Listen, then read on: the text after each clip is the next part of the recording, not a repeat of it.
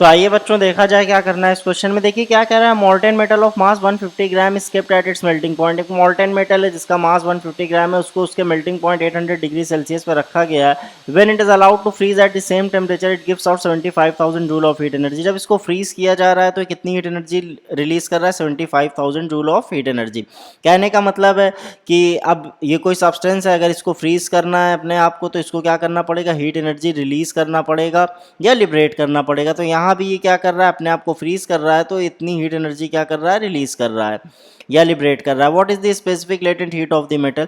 तो specific latent heat metal की आपको बताना है कि क्या होती है स्पेसिफिक लेटेंट हीट। तो देखिए लेटेंट हीट का कॉन्सेप्ट हम लोग पहले ही पढ़ चुके हैं। एक यूनिट सब्सटेंस अपना स्टेट बदलने के लिए जो भी हीट एनर्जी रिलीज करता है या अब्जॉर्ब करता है उसको स्पेसिफिक लेटेंट हीट बोला जाता है उस सब्सटेंस की। तो अब यहाँ पे स्पेसिफिक लेटेंट हीट आपको चाहिए, तो लेटेंट हीट का फॉर्मूला हम लोग ने देखा था Q/m, क्योंकि एक यूनिट मास है सब्सटेंस का और जितनी भी हीट एनर्जी वो रिलीज कर रहा है अब्जॉर्ब कर रहा है उसको लेटेंट हीट बोला जाता है अपना स्टेट बदलने के लिए, लेकिन टेम्परेचर क्या रखता है, कॉन्स्टेंट रखता है। तो देखिए फर्स्ट पार्ट में यही हो रहा है कि टेम्परेचर वही है, उसी टेम्परेचर पे वो अपने आप को क्या करना चाहता है, फ्रीज करना चाहता है। जो तो हम लोग पढ़ चुके हैं जब टेम्परेचर कांस्टेंट बना रहा है और स्टेट चेंज हो तो उस केस में हीट एब्जॉर्ब या रिलीज कितनी होती है, ml होती है।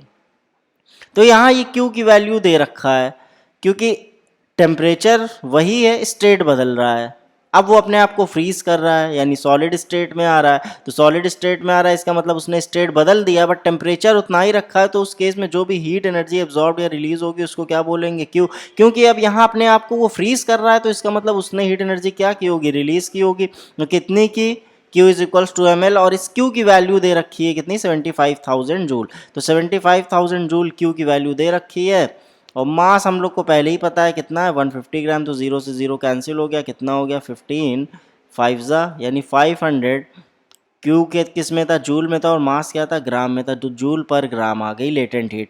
अब देखिए अब हो सकता है अगर आंसर जूल पर केजी में आए, मान लीजिए जूल पर केजी में आ रहा हो तो कोई दिक्कत नहीं है, मास को आप केजी में रख के सॉल्व कर लीजिए यानी 0.5 केजी कर लीजिए तो आंसर आपका किस में आ जाएगा, जूल पर केजी में आ जाएगा। तो ये तो था फर्स्ट पार्ट, बहुत आसान था, क्लियर हो गया। अब दूसरा पार्ट देखिए, if the specific heat capacity of metal, metal की स्पेसिफिक हीट कैपेसिटी दे रखी है कितनी है, 200 joule, kg to the power -1, Kelvin to the power -1. How much additional heat energy will metal give out in cooling to -50 degree Celsius. कितनी additional heat energy metal निकालेगा अगर उसको -50 degree Celsius तक cool करना है अपने आप को। अगर जाहिर सी बात है कि अपने आप को कूल करना चाह रहा है -50 डिग्री सेल्सियस तक, तो और हीट एनर्जी क्या करना पड़ेगा, उसको लिबरेट करना पड़ेगा या रिलीज करना पड़ेगा। तो अब देखिए यहाँ बात आ गई है किसकी, टेम्परेचर चेंज की। यहाँ टेम्परेचर चेंज हो रहा है। अब टेम्परेचर जब ये अपना चेंज करेगा लेकिन स्टेट वही रखा हुआ है तो उस केस में जो भी हीट एनर्जी एब्जॉर्ब या रिलीज होती है वो हम लोग जानते हैं क्या होती है, mc डेल्टा टी होती है। तो अब हमको मास भी पता है, स्पेसिफिक हीट कैपेसिटी भी पता है और चेंज इन टेम्परेचर हम लोग निकाल लेते हैं। चेंज इन टेम्परेचर कितना है, देखिए 800 डिग्री सेल्सियस से कहाँ जा रहा है, -50 पे। तो -50 तो कितना हो जाएगा, 850 डिग्री सेल्सियस। ये आ गया क्या, चेंज इन टेम्परेचर। तो अब बहुत आसान है, कुछ नहीं करना है, सिर्फ फॉर्मूले पे वैल्यूज पुट करनी है। एम सी डेल्टा टी, मास कितना है, 150 ग्राम है। अब देखिए 150 ग्राम है तो यहाँ ग्राम में नहीं ले सकते क्योंकि स्पेसिफिक हीट कैपेसिटी केजी में दे रखी है। तो जब केजी में दे रखी है तो हम क्या करेंगे, मास को भी क्या करेंगे, केजी में रखेंगे। तो केजी में रखने के लिए हम 1000 से डिवाइड कर देंगे। सी की वैल्यू कितनी है, 200। चेंज इन टेम्परेचर कितना है, 850। तो जीरो से जीरो कैंसिल, जीरो से जीरो कैंसिल, ये जीरो से ये जीरो कैंसिल, कितना हो गया, 15 2 ज़ा 30 इंटू 850। तो 85 3 ज़ा कितना हो जाएगा, 3 5 ज़ा 15, 3 8 ज़ा 24, 255 यानी क्या हो जाएगा, 25500 यानी 25,500 जूल ऑफ हीट एनर्जी। उसको इतनी एडिशनल हीट एनर्जी निकालना पड़ेगा तब जाके वो अपने आप को -50 डिग्री सेल्सियस तक पहुंचा पाएगा। तो ये फाइंड करना था। समझना क्या था कि अगर स्टेट चेंज हो रहा हो, टेम्परेचर वही है तो Q is equals to ml use करना है, और स्टेट वही है, टेम्परेचर चेंज हो रहा हो तो Q is equals to mc delta T use करना है। बस ये दो फॉर्मूले समझने हैं कि किस तरह से अप्लाई करने हैं, बाकी क्वेश्चंस बहुत आसान है, बस फॉर्मूला समझना है कि किस तरह से अप्लाई करना है।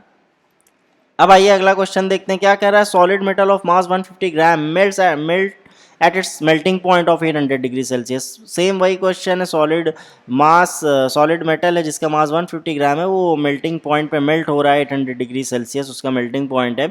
कैसे मेल्ट हो रहा है, उसको हीट प्रोवाइड की जा रही है इस रेट पे मतलब ये पावर दे रखा है, पावर का मतलब ही होता है जूल पर सेकंड। तो जो इतने जूल पर सेकंड के रेट से इसको हीट एनर्जी प्रोवाइड की जा रही है, यानी हर एक second 100 joule heat energy provide की जा रही है, तो ये पावर दे रखा है। The time taken for it to completely melt at the same temperature, उसको उसी टेम्परेचर पे मेल्ट होने के लिए जो टाइम लग रहा है वो कितना लग रहा है, 4 मिनट्स लग रहा है। तो what is the specific latent heat of fusion of the metal, तो specific latent heat of fusion metal की क्या होगी आपको ये बताना है। तो देखिए वहाँ फ्रीज होने का कॉन्सेप्ट था, यहाँ मेल्ट होने का कॉन्सेप्ट है, क्वेश्चन वही है, बस थोड़ा सा बदला हुआ है। बस स्टेट वहाँ पे हम लिक्विड से सॉलिड में आ रहे थे, यहाँ से सॉलिड से लिक्विड में आएंगे। तो बहुत आसान क्वेश्चन है, सबसे पहले गिवन लिख लेते हैं। सॉलिड मेटल जिसका मास कितना है 150 ग्राम है, और पावर कितनी दे रखी है 100 वॉट दे रखी है, टाइम कितना दे रखा है, टाइम को कैपिटल टी से डिनोट कर लें ताकि कन्फ्यूजन ना हो, क्योंकि टेम्परेचर भी स्मॉल टी से डिनोट किया जा रहा है। तो 4 मिनट्स है, यानी 4 मिनट्स को हम लोग क्या करेंगे सेकंड्स में चेंज कर लेंगे, कितना हो गया 240 seconds. What is the specific latent heat of fusion of the metal, specific latent heat of fusion पता करना है। तो लेटेंट हीट का फॉर्मूला हम लोग देख के आए, क्या होता है Q/m। अब देखिए मास तो पता है बट Q नहीं पता है, तो Q पता नहीं है तो क्या करेंगे हम लोग निकाल लेंगे, क्योंकि हम लोग ने Q का फॉर्मूला पावर और टाइम के टर्म्स में पढ़ा है। पावर होता क्या है एक्चुअल में, एनर्जी अपॉन टाइम। अब क्योंकि यहाँ एनर्जी हीट एनर्जी है तो पावर का फॉर्मूला कैसे मॉडिफाई हो जाएगा, Q अपॉन टी के फॉर्म में। तो हीट एनर्जी यहाँ से हम लोग निकाल लेंगे, Q क्या हो जाएगा P इंटू टी, यानी Q हम लोग निकाल लेते हैं, Q कितना हो जाएगा पावर इंटू टाइम। तो पावर कितना दे रखा है 100 और टाइम कितना दे रखा है 240 सेकेंड्स, तो पावर हीट एनर्जी कितनी हो जाएगी 2400, यानी इतने जूल हीट एनर्जी आ गई, यानी इतने जूल हीट एनर्जी दी गई, क्योंकि रेट दे रखा था तो इतने जूल हीट एनर्जी दी गई टोटल, ये हम लोग ने कैलकुलेट कर लिया। अब देखिए लेटेंट हीट का फॉर्मूला क्या होता है हम लोग के पास, L is equals to Q upon M। तो Q कितना दे रखा है, मतलब कितना निकाल लिया हम लोग ने 24,000, और मास कितना दे रखा है 150 ग्राम। तो 150 ग्राम में इसको क्या कर लें केजी में चेंज कर लेते हैं, केजी में चेंज करेंगे तो कितना हो जाएगा 0.15 केजी। तो ग्राम में भी रख सकते हैं तो कोई दिक्कत नहीं, तब हम लोग का आंसर क्या आता जूल पर ग्राम में आ जाता। अब केजी में चेंज कर लिए तो आंसर किस में आएगा, जूल पर केजी में आएगा। तो एक काम करते हैं इसको डिवाइड कर लेते हैं, तो जब इसको डिवाइड करेंगे तो कितना आएगा देखिए 16000। तो डिवाइड करने के लिए क्या बहुत आसान है, ऊपर नीचे 100 से मल्टीप्लाई कर दीजिए और फिर इजीली डिवाइड कर लीजिए। तो कितना आया 1,60,000। तो 1,60,000 जूल पर केजी। अब देखिए इस आंसर को कैसे लिख सकते हैं हम लोग, ये हम लोग का क्या है 1,60,000 है, तो इसको ऐसे कर सकते हैं 10 की पावर 4। देखिए 4 0 है तो 10 की पावर 4 के फॉर्म में हम लोग ने क्या कर लिया, इसको बाहर कर लिया। अब क्या करेंगे, इसको 10 से डिवाइड कर देंगे और 10 से क्या कर देंगे मल्टीप्लाई कर देंगे। तो जब 10 से डिवाइड किया तो ये क्या हो गया 1.6, और 10 से मल्टीप्लाई किया तो 10 टू द पावर 5, तो कितना आ गया जूल पर केजी। अब क्योंकि बुक में आंसर इस फॉर्म में आ रहा था तो इसलिए इसको समझाना पड़ा, यहाँ तक भी ठीक है। अब क्योंकि बुक में इस तरह से आया तो इस तरह से कैलकुलेट करके मैंने आपको दिखा दिया। अब देखिए बच्चों इस क्वेश्चन में क्या करना है, बिल्कुल पिछले क्वेश्चन के ही जैसा है। अब सीधे यहाँ पावर पूछ ली गई, तो देखिए क्या कह रहा है क्वेश्चन समझते हैं। Refrigerator converts 100 gram of water at 20 degree Celsius to ice at -10 degree Celsius in 73.5 minute. यानी 100 ग्राम वाटर है, 100 ग्राम पानी है जो कि 20 डिग्री सेल्सियस पे है, इसको क्या किया जा रहा है -10 डिग्री सेल्सियस आइस में कन्वर्ट किया जा रहा है इन 73.5 मिनट। यानी रेफ्रिजरेटर क्या कर रहा है 73.5 मिनट्स ले रहा है इस 100 ग्राम ऑफ वाटर को 20 डिग्री सेल्सियस से -10 डिग्री सेल्सियस तक लाने में। Calculate the average rate of heat extraction in what. Average rate of heat extraction का मतलब क्या है, अगर इसको -10 डिग्री सेल्सियस तक लाना है तो इसके अंदर से क्या करना पड़ेगा, हीट निकालना पड़ेगा, एक्सट्रैक्ट करना पड़ेगा। अब रेट ऑफ हीट एक्सट्रैक्शन यानी जूल पर सेकंड की बात हो रही है, यानी कितने जूल ऑफ हीट एनर्जी हम कितने पर सेकंड निकाल रहे हैं, उसको क्या बोलते हैं वॉट बोलते हैं।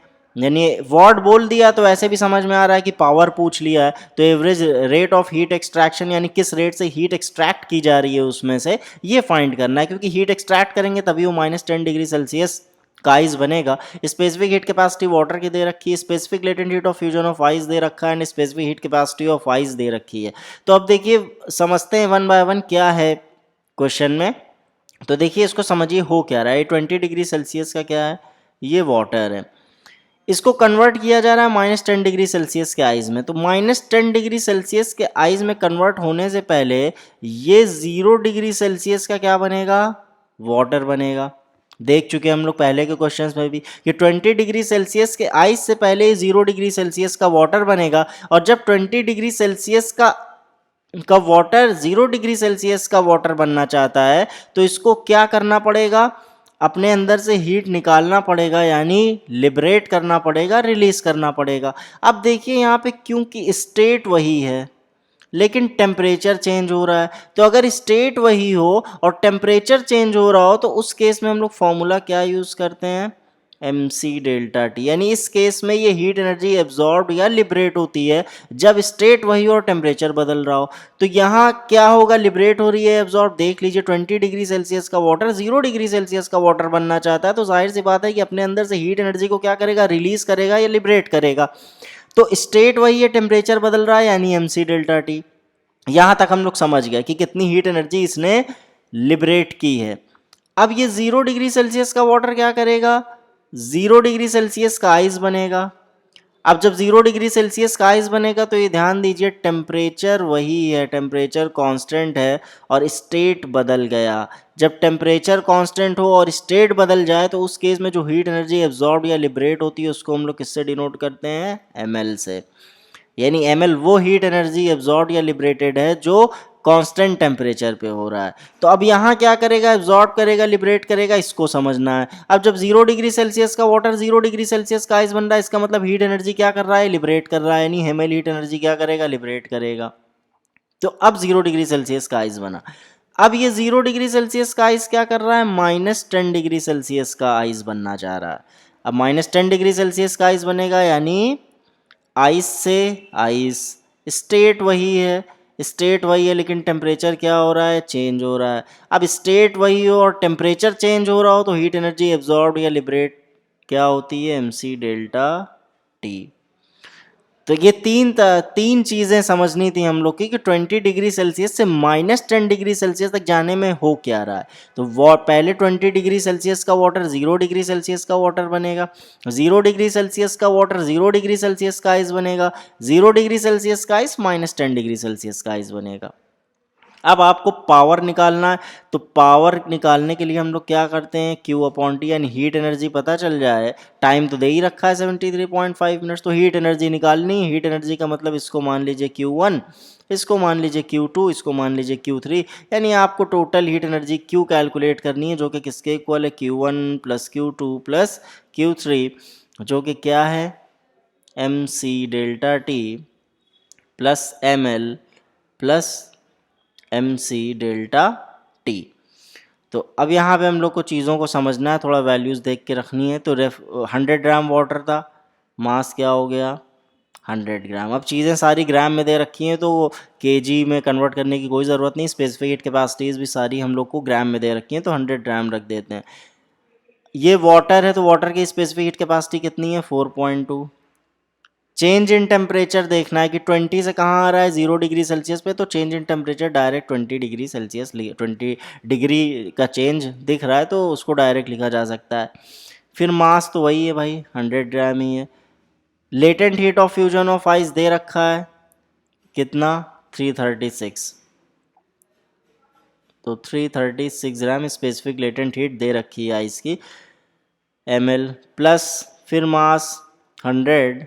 स्पेसिफिक हीट कैपेसिटी अब आइस की लेंगे क्योंकि अब आइस बन चुका है, ये देखिए आइस बन चुका है, तो आइस बन चुका है इसका मतलब स्पेसिफिक हीट कैपेसिटी आइस की लेंगे। चेंज इन टेम्परेचर कितना हो रहा है, देखिए 0 डिग्री सेल्सियस से किस पे आ रहा है, -10 डिग्री सेल्सियस पे।